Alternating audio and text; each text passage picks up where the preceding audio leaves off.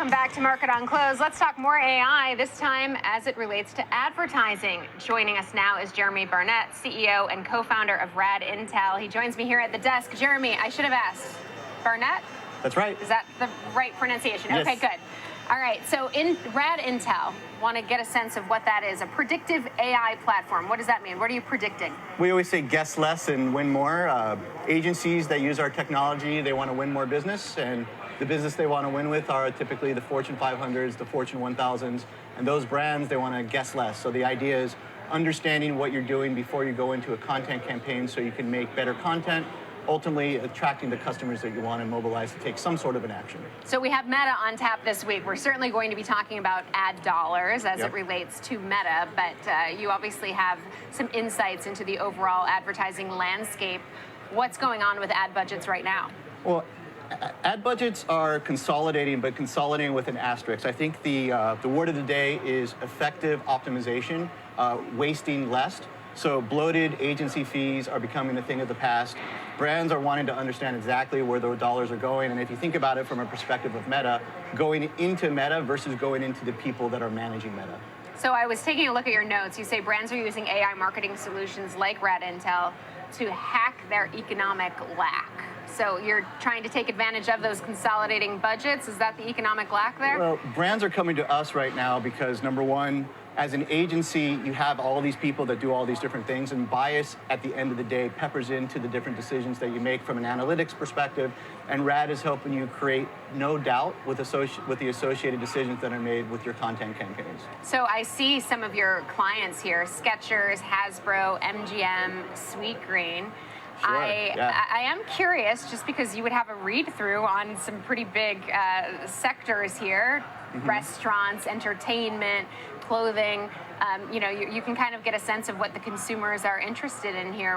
What's the takeaway? Because we're talking so much about a consumer under pressure and being much more choiceful. Yeah, the takeaway is content in front of a customer that they want to see versus content in front of a customer that they don't want to see. You put some information in front of a customer that you know that they're going to resonate with, that customer is going to mobilize to take some sort of an action. We've seen this happen in ways that are beneficial to brands, and then you've also seen it happen in ways that are detrimental to brands. Oftentimes when customers are spoke at versus spoke to, they actually disengage from the brand. So we're thinking about it in two different ways.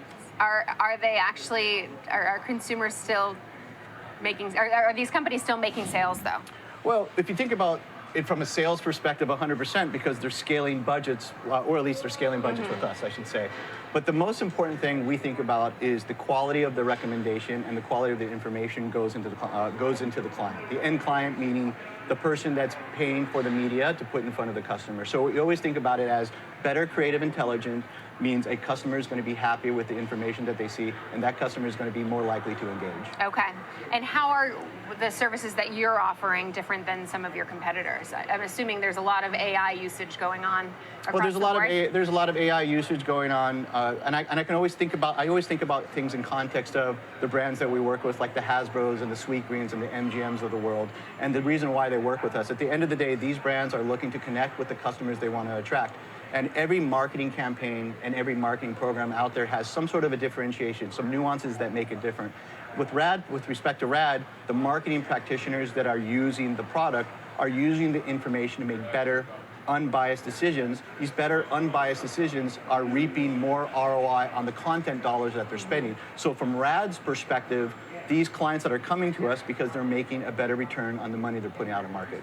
So as we think about AI, when it first really became part of the narrative, it was how much is AI going to replace human jobs? It sounds like it's replacing some of the agency work that you're... Some of the agency work. So you're working in conjunction with agencies at some point, but is AI ultimately taking jobs based on how you're using it? I would say that, look, garbage in, garbage out. That's one of the things that we consistently talk about. Really smart, wonderful, creative people, when they utilize our technology, the core base of our technology is we leave the pen in the hand of the marketing practitioner that's actually using the tech.